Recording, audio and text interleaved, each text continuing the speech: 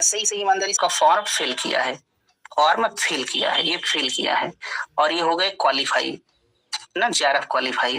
ठीक है, यहाँ लिख लीजिए। देखिए पहला में हमने क्या किया, पहला है अब्सेंस ऑफ, देखिए यहाँ पहला बनाते हैं ना, ये लिखा है अब्सेंस ऑफ विल।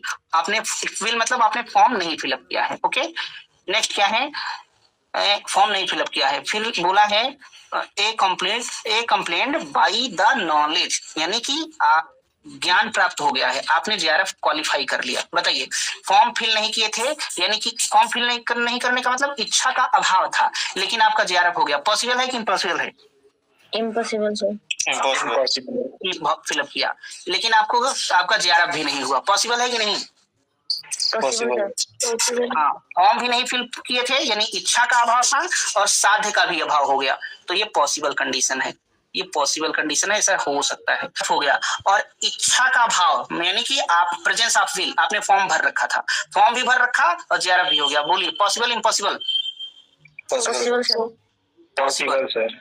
हाँ पॉसिबल ना, संभव है। नेक्स्ट क्या है, साध्य के ज्ञान का अभाव, यानी जेआरएफ नहीं हुआ, साध्य के ज्ञान का अभाव।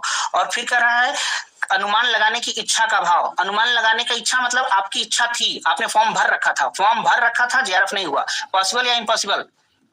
Possible sir. Possible sir.